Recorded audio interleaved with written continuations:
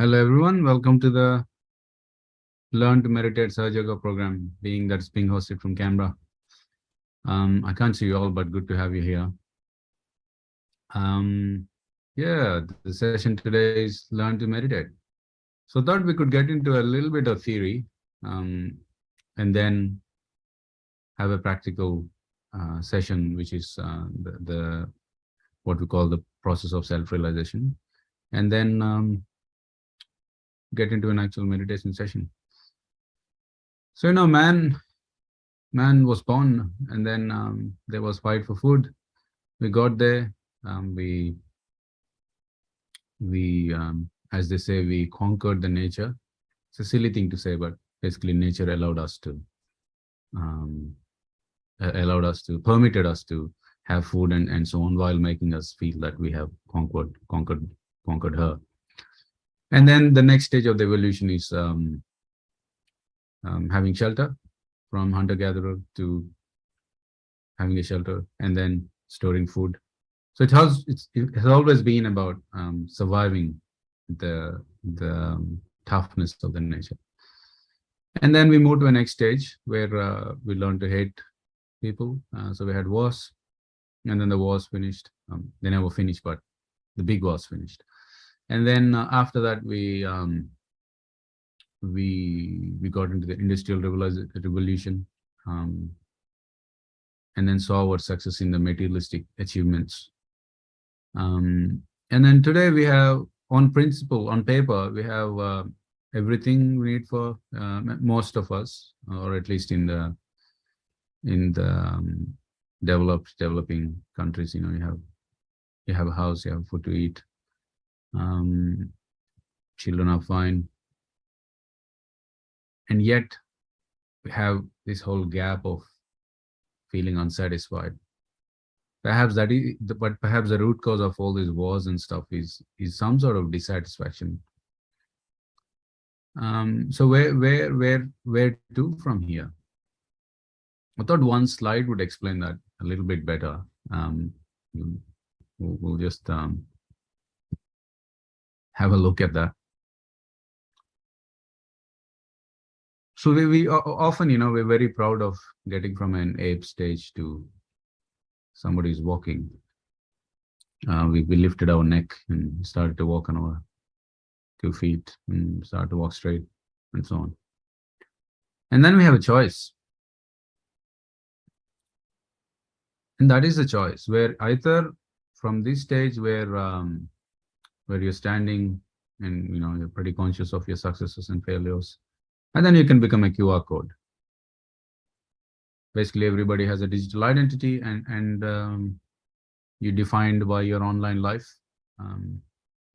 You're defined by the number of TV shows you watch. You're defined by the conversations you have about the new in thing. Could be fashion, could be TV, could be media, and so on. And unfortunately, a lot of people make that choice.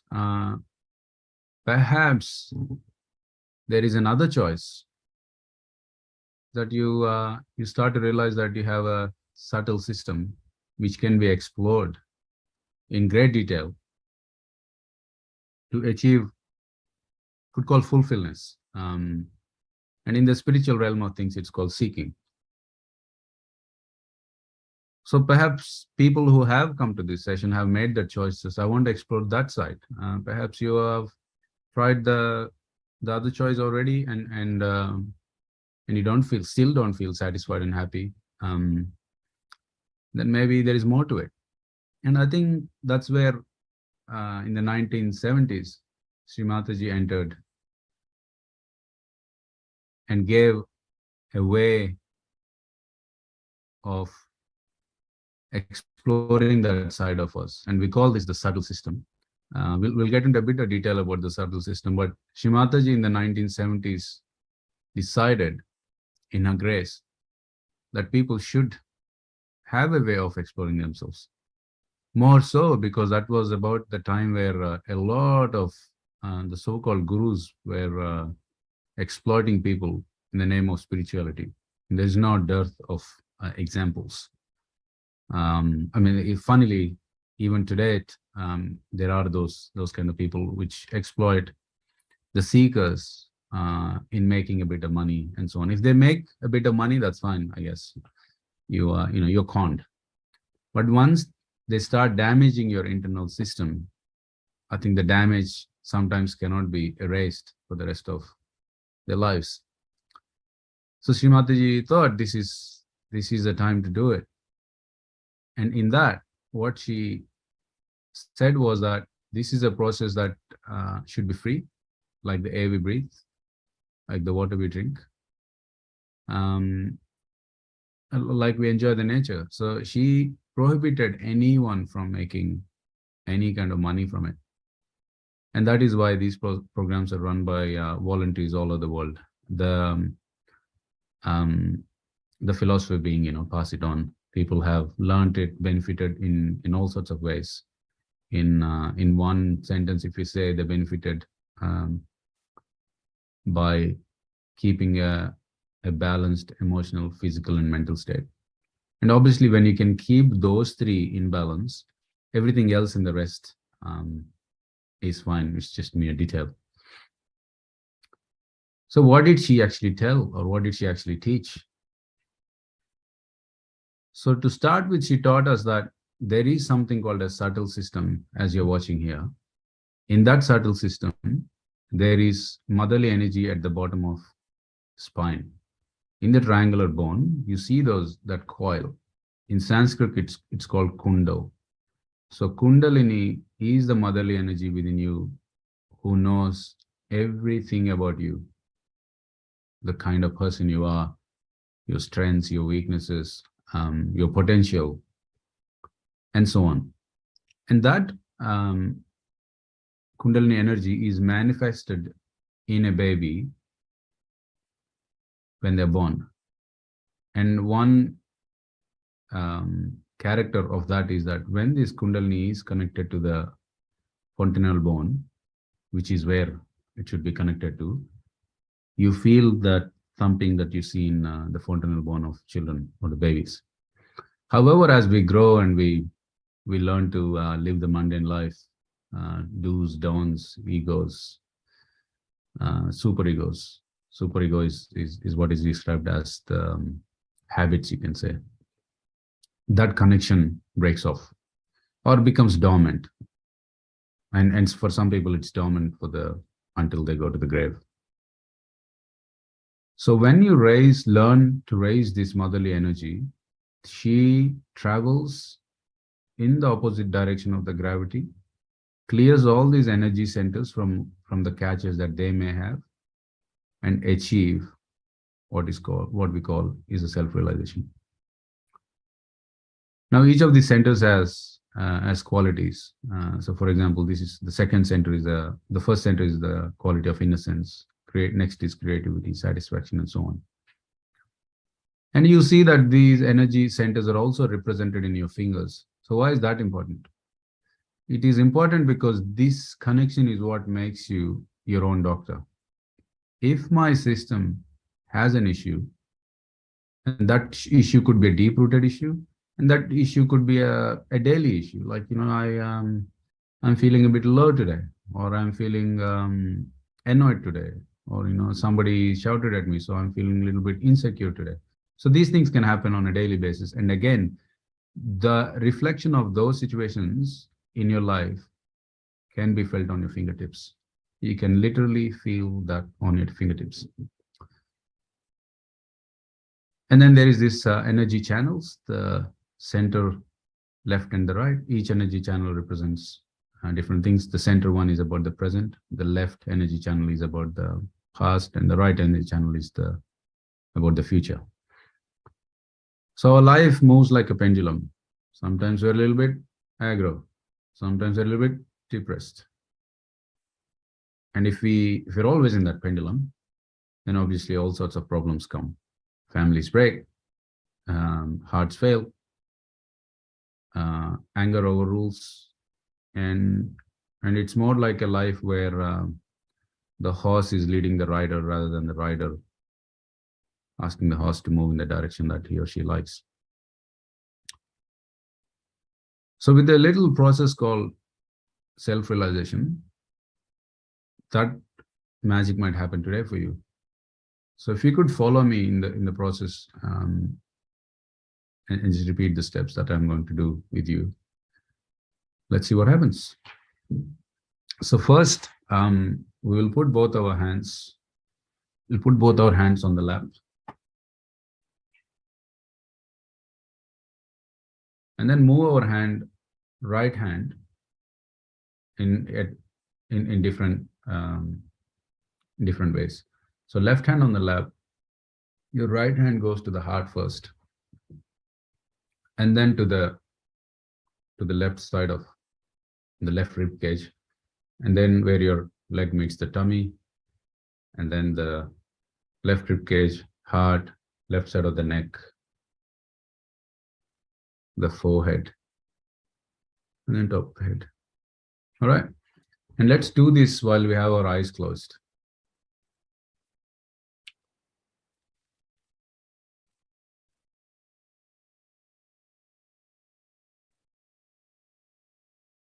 All right. Let's put our right hand on the heart. And you ask yourself a very simple yet profound question. Mother, who am I? Mother, who am I?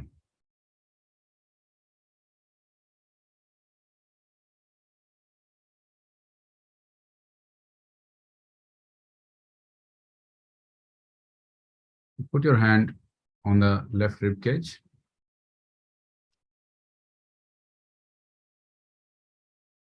And you ask yourself again, Mother, am I my own master? Mother, am I my own master?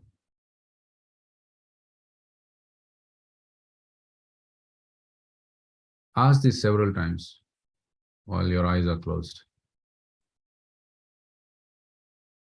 Then you put your hand a little bit below where your leg meets the tummy and say, Mother, please give me pure knowledge.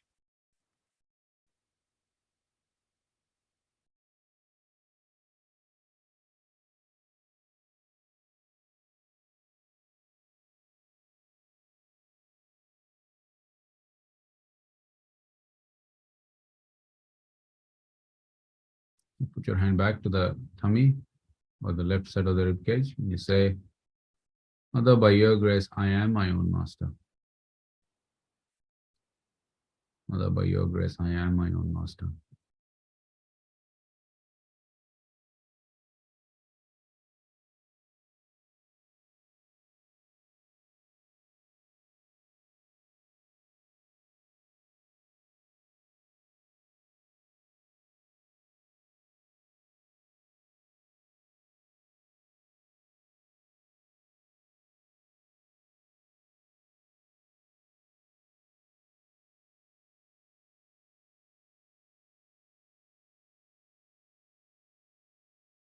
Your right hand on the heart. Say, Mother, I am not this body. I'm not the roles that I play in my life. I'm not the relationships that I honor in my life. They're all just layers on my spirit. So, Mother, I am the pure spirit.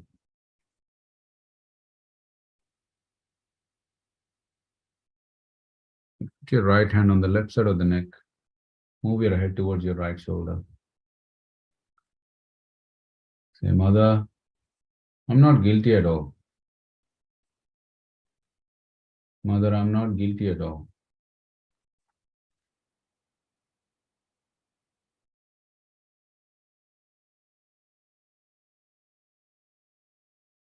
Mother, I'm not guilty at all.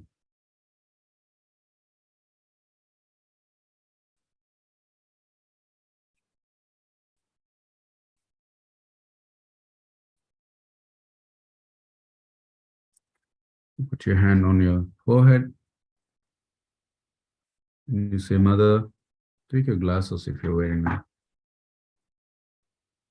Rest your forehead in your right palm. Say, Mother, I forgive everyone, including myself.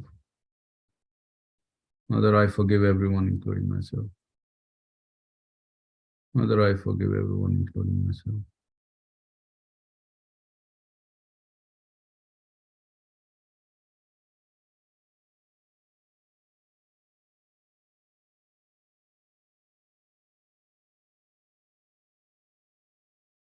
Put your right hand on top of the head.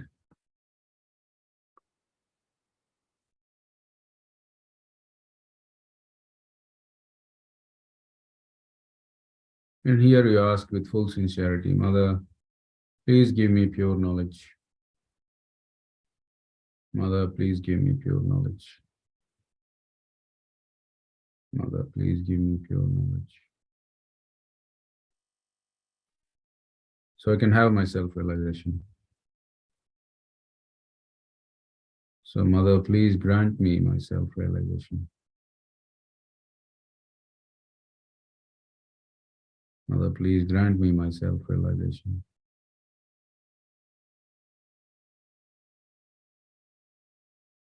Press your hand a little bit towards your head.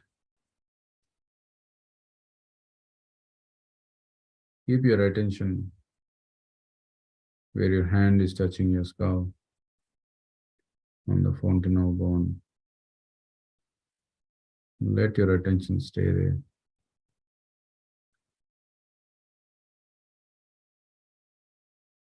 When you're ready, you can bring your hands back to the lap. Keep your eyes closed.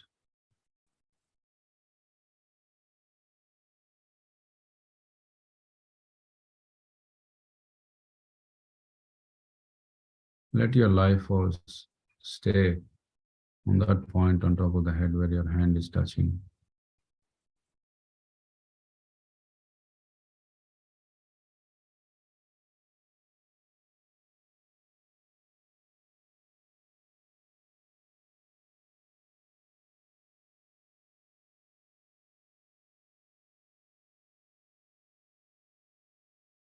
Let's stay in that state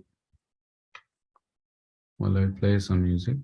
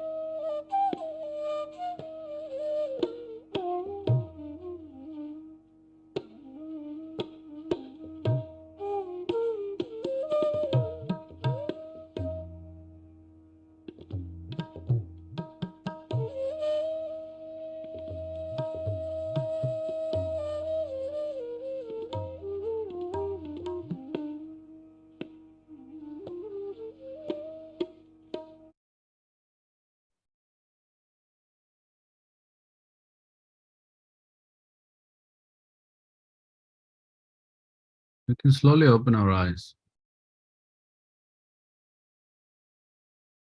And for a moment, let's just observe what we are experiencing on our palms. The things to ask yourself are, is one of my palms lighter than the other palm? Or is there any particular tingling or itchy or prickly sensation in any of the fingers? And am I feeling any kind of cool breeze on top of my head when I had my eyes closed? Just make a mental note of those things. So now I'll play a small extract, an 8-minute extract of Shri Mataji's speech. And Shri Mataji has given speeches all over the world, hundreds of them. And one of the things that she talks about in this lecture is the Agnya chakra, which is the center number 6. Now in the modern world, it's not an overstatement to say that this is the energy center that is abused the most. That's because everybody wants us to think about something they want us to think about. If you take the entrepreneurs, they want us to think about the product that they're selling. If it's conspiracy theories, they want us to think about the skewed concepts that they have. If it's these, fashion sellers, they want us to think about what they want to sell. I mean, they'll make all sorts of tricks, like you would be made feel inadequate if you don't follow that certain kind of fashion. Or you might be made in a very interesting way. You might be made feeling inadequate if you're not even watching some certain kind of TV show, because everybody talks about it. And you feel left out in a conversation, so you end up sleeping less, watching those, so that you can have a conversation with these people who are following a certain trend. So in all those mental loops, the way they do it is by getting your attention to whatever they want your attention on. So if you have that context, then it'll be interesting to listen to Shri Mataji, what she says about this energy center.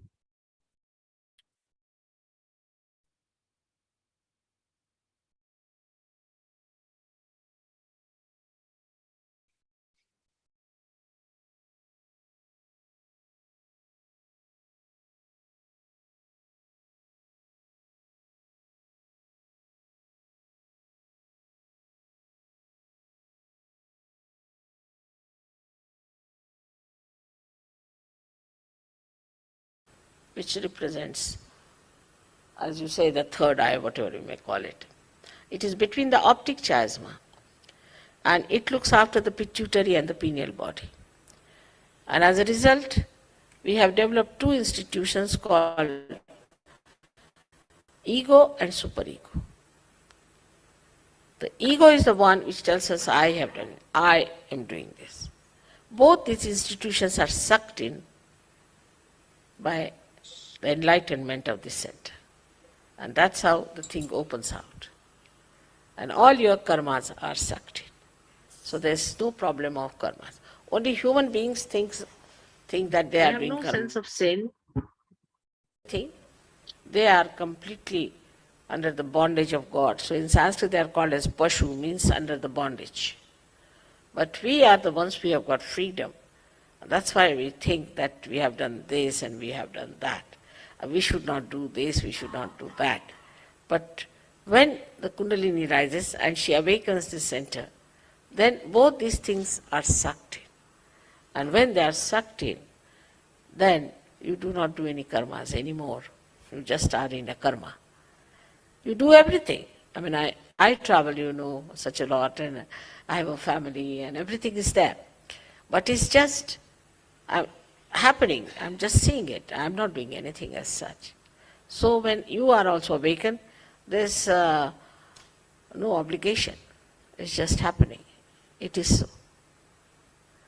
is here where we should understand this center is bestowed upon by the great life of Christ. Christ is there. And they said that he died for our sins, died for our karmas, is a fact. Because when he is awakened, these two institutions are pulled inside. And you get your kundalini out there. It opens out. And this bone, which has been calcified, opens out. And the kundalini pierces through. And this is what it is that he died for our sins. But still the theory is extended that we must suffer. Why should we suffer? He has suffered for us already, and is already written by Thomas, who was traveling to India via Egypt, where he wrote the treatise, and he said that why should we suffer? Christ has already suffered for us, and he's talked everything about Sahaja Yoga. He said it is an experience of self-realization and everything. And that book now is out in England. After 48 years, they could decode the whole thing, which was found about 48 years back in Egypt, and is out now, and is beautiful. Gnostics is the name of the book, but is not so much appreciated by some of the people because it challenges the theories of sufferings and confessions and all this nonsense.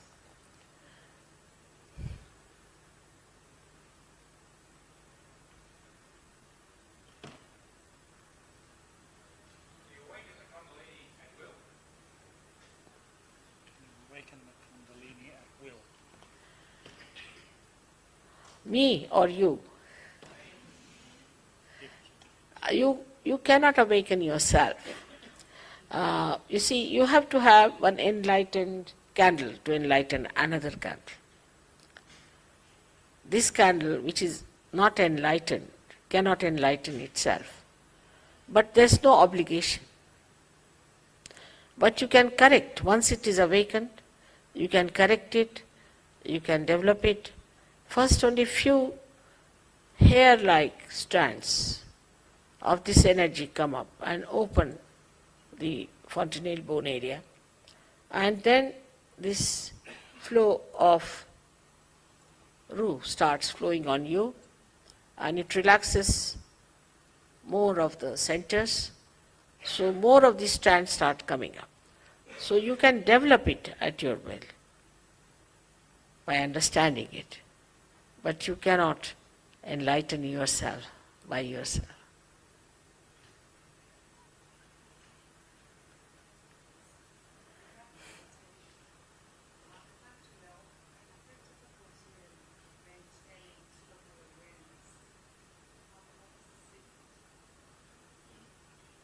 When she meditates, she has great difficulty in maintaining total awareness. Why is this difficult? Because it's not Sahaja meditation. All other meditations are artificial. You are in meditation when you are in such. Unless and until Kundalini is awakened and you are one with the divine power, still thinking all the time. How can you stop thinking? There is one thought that rises and another thought that falls off. Again another thought comes up and it falls off. It goes on like this, and we are dancing on the cusp of these thoughts. In between the thought there is a little space called as Vilamba, is the present. Either we are in the past or in the future. But that is only possible when the Kundalini comes up, then these thoughts become more lean and there's a bigger space left and you remain in thoughtless awareness. And that is how it works out. That's in the meditative mood you are all the time. You don't have to meditate because you are in thoughtless awareness. As soon as you see something extremely beautiful, extremely joy-giving, or a personality who is a realized soul, or anything that's so righteous and good, immediately become thoughtless. Immediately. It happens. You don't have to do it. You don't have to be in meditation, you just become. I've seen these days there are many children who are born, who are realized souls. And just I've seen them sitting before me, just sitting, not moving, nothing, just in meditation. Your pupils dilate and you start feeling the cool breeze in your hand. Even if you meet someone, it happens, if he's a realized soul. It's very interesting. There was a poet in India who was himself a tailor, and he went to see somebody who was a potter. Both were realized souls. And the potter was busy with his clay, you see, trampling it with his feet. When he saw this tailor, saw this potter, he looked at him, went into thoughtless awareness. And he said that, the poetry is so beautiful, he says, I came to see the nirguna, meaning the formless, that is the vibrations, I came to see that. But that is in person here. Such appreciation is not possible unless and until you are a realized soul. We always see the defects of a person. But such a deep appreciation of another personality is only possible when you are a realized soul. And then you are amazed how you are surrounded by such beautiful people.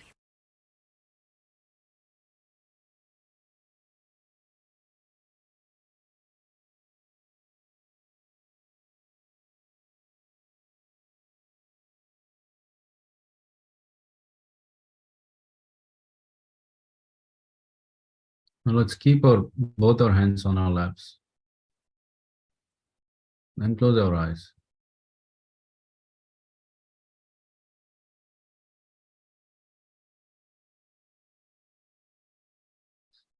Put our right hand on top of the head.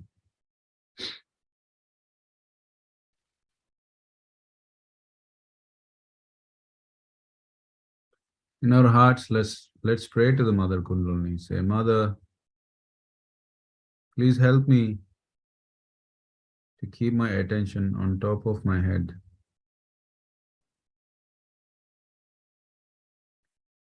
Mother, please help me to establish my self-realization. When your attention is settled on top of the head, bring your hand back to the lap.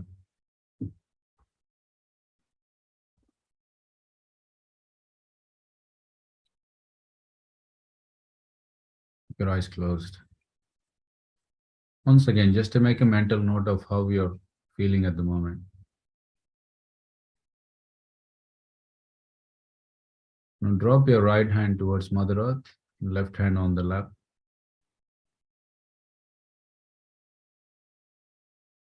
And here we say, Mother, please clear all the problems on my left energy channel,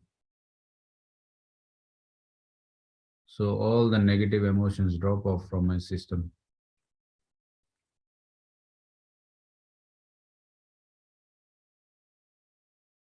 Mother, please help me so all my pure desires are awakened.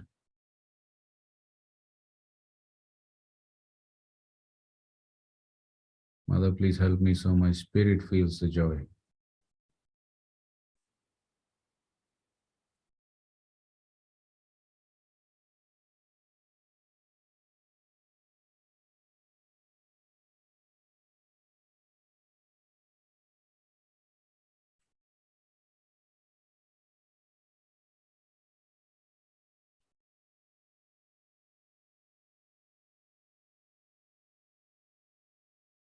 Now put your right hand back on the lap, left hand towards the sky.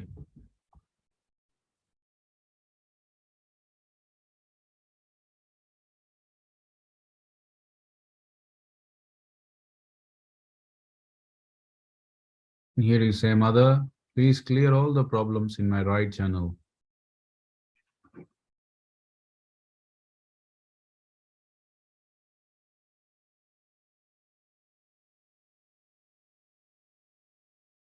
Mother, please remove all the negative reactions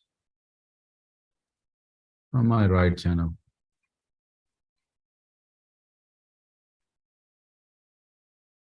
Mother, please let me take only pure actions to help me achieve the pure desires.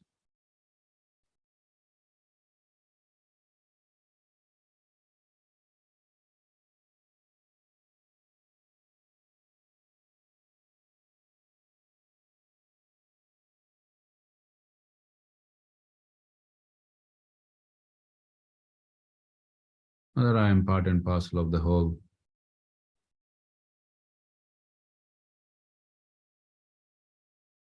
Mother, I am an insignificant part and parcel of the whole. So there is no reason for my ego to exist.